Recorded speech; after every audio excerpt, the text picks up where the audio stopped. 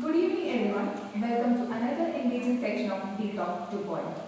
Tonight we explore a critical and timely topic, ground penetrating radar or GPR. Our speaker, Bhagya will guide us through the scientific, technological and practical dimensions of GPR with a special focus on its applications and archaeology, civil engineering, environmental studies and disaster response. She will delve into how this non-invasive technique is revolutionizing subsurface investigations and contributing to safer and more informed decision making. Without further ado, let's welcome Bhagya to the stage and lead to us through this insightful discussion.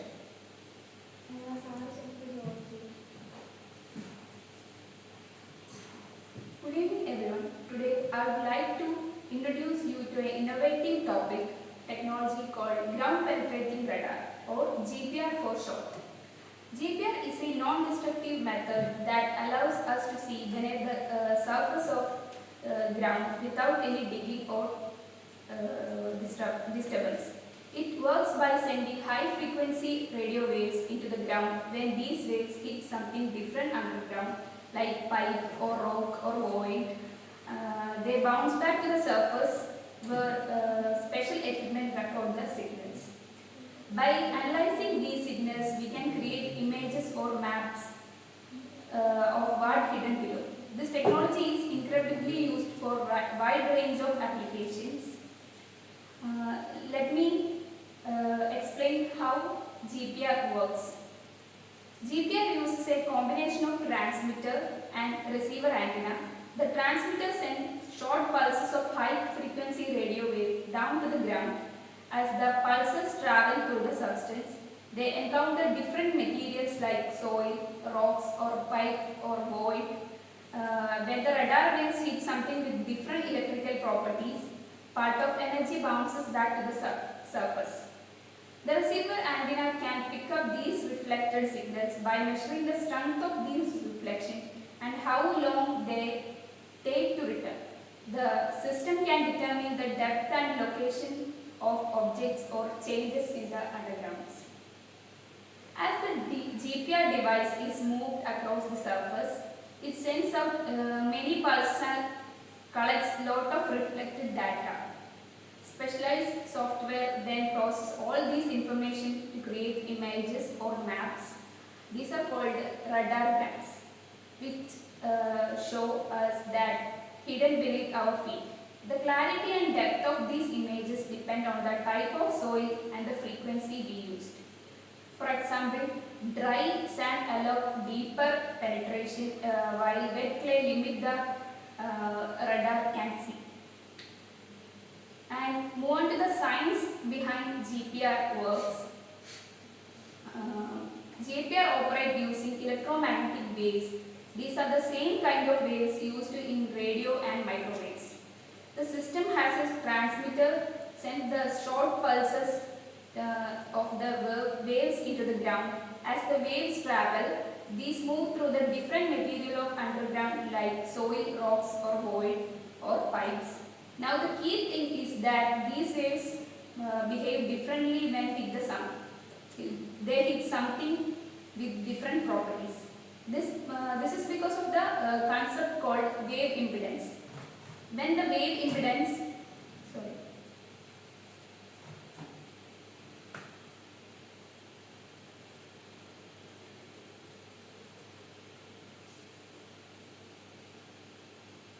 when the wave impedance passes from one material to another with different wave impedance, meaning the material let the waves travel through them differently. Some of these waves bounces back to the and this called the signal reflection, and this strongest when there are big differences or contrast between the material. The main factor that affect the reflection is something called a dielectric permittivity. Dielectric permittivity is a measure of how easily material let electromagnetic waves pass through it. When the wave hit the spot where the permittivity changes a lot, like from dry soil to the metal pipe, a strong signal bounce back. The GPS system measures how long it takes for the wave to go down, and hit something and return to the surface. This is called the two-way travel time. By knowing how fast the wave moves through the ground, we can estimate how deep the object layer is. When the radar pulse hit the flat, wide object like buried floor or road, it shows up how realistic horizontal line or reflector in the radar image. But when we pulse hit small round object like pipe or boulders, it creates a shape like hyperbola in the image. This is just how signals look when the GPR moves across the object. To make sure image accuracy show where things are underground, we used a process like migration. Migration process occurs, the positions of the reflectors or the features in the radar image match the true location below the surface.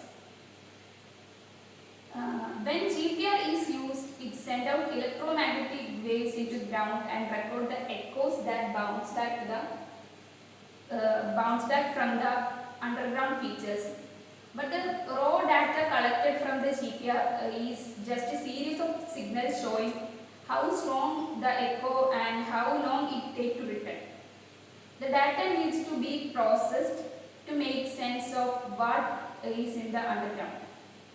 The first step of processing is also called debug, which means slow unwanted trends in the signal that can make the data look so messy, and we do a time zero correction to make sure that the starting point of the signal matches the ground surface exactly. So the depth measurements are accurate. After that, we use filters to clean up the data. These filters remove noise, unwanted signal that can hide real underground features. These are different type of filters like band pass filters, which only let through the signals in certain frequency range, and spatial filters which smooth out the data across different positions. Another important step is applying gain, which boosts the signal, which boost the weaker signals that come from deep underground, so we don't miss anything important. However, this has to be done carefully to avoid making noise like real features.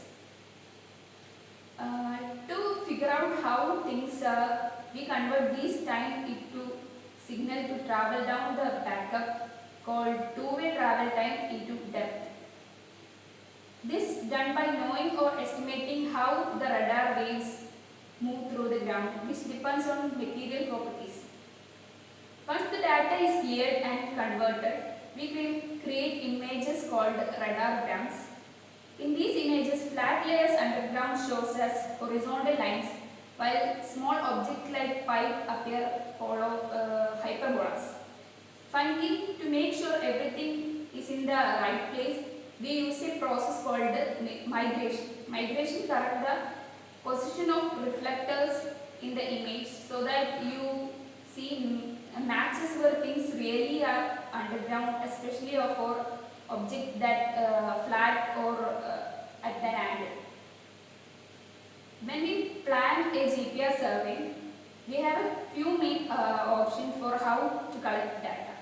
Depending on how detailed we want and what we are looking for underground, the most common configuration are line scan, 2D profile and 3D grids. Line scans are very simple, straight passes over the ground, great for quickly checking a specific area. 2D profiles involve running several parallel lines, giving us a cross-sectional view of what's in below. 3D grids are most detailed version, covering an area with many closely spaced lines in both directions, allowing us to build a full 3D map of the subsurface. And the way we setting up the antennas, the parts that receive the radar waves is also really important. In a common offset configuration, the transmitter and receiver move together, keeping the same distance between as they scan. This is the most frequently used setup and great for mapping horizontal layers. And finding pipe or other object in the common midpoint configuration. The transmitter and receiver moves around the fixed point, which helps us better understand how fast the wave traveling through the ground and can improve the depth accuracy. Antenna orientation also matters. For example, having the antennas perpendicular to the survey line of the survey line is often best for detecting flat horizontal features, while other angles might be better for objects at different orientations. The frequency we use is another key part of the configuration. Higher frequencies gives sharper images but can't see deeply, while lower frequency reach deeper but that is less in detail. Most GPS systems work between 10 MHz to 2.6 GHz, and we choose the frequency based on how deep we need to look and assess how much detail we want. Some of the main challenges in interpreting GPR. First, GPR signals can be affected by things that are really actually underground features. For example, airwaves and poor ground coupling, meaning when the antenna is not making a good contact with the ground, can create artificial signals. And these false reflection can make it look like there is something underground, but actually there is not. Another big challenge is that there is no absolute one-to-one correlation between what we see in the GPR data and the actual geographic properties underground. Just because we see a strong signal, it doesn't always mean there is a specific type of rock, soil or object there. The signals can be influenced by many factors like moisture, soil type, rock, even nearby electromagnetic interference because of these issues. Site selection and calibration are very crucial for this. Choosing the right place to set up the survey, carefully calibrating the equipment helps reduce errors and makes the data more reliable. Even so, interpreting GPR data often requires experience and sometimes additional information from other sources to be confident about what's really in the underground. And let's conclude with the applications of GPR. For utility location, it's widely used to locate underground pipes, tanks and utilities without the need for excavation. And in archaeological surveys, it's helped to map buried objects like roads and unmarked graves, etc. Environmental assessment.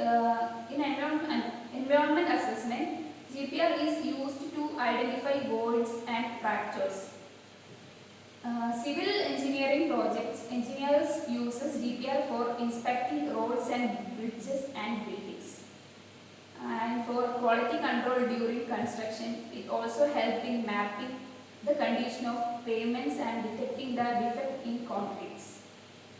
Mapping bedrock and soil stratigraphy, GPR is effective for mapping the depth and layering bedrock and soil. Locating voids, the fractures, the technology can detect subsurface cavities, fractures and other anomalies, and that could pose risk to infrastructure and investment. Thank you.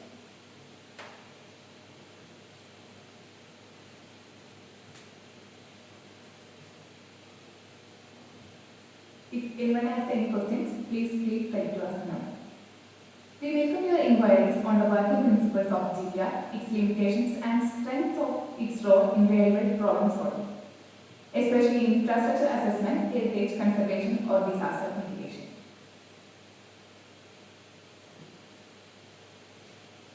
Yes, Roshna. So, why does GPR penetrate deeper in dry sand compared to the wet clay?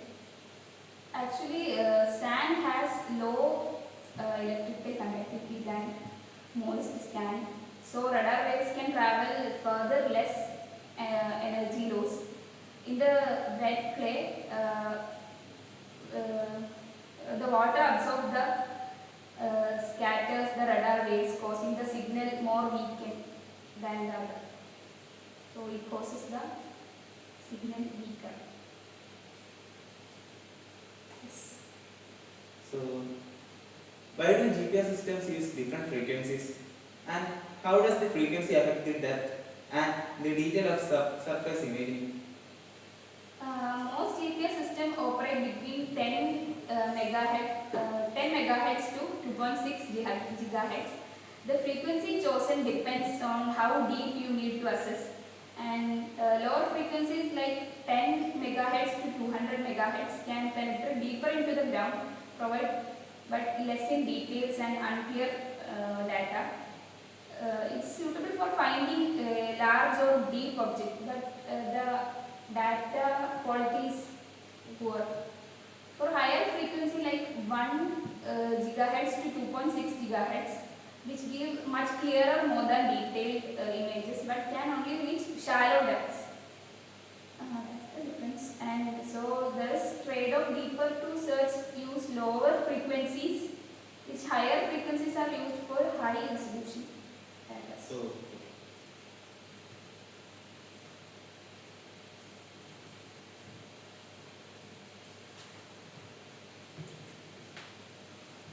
Thank you, Bhagya, for that comprehensive presentation for ground penetrating radar or GPR. Your discussion shed light on a powerful geophysical tool that bridges technology with real-world applications, helps us better understand what lies beneath the surface.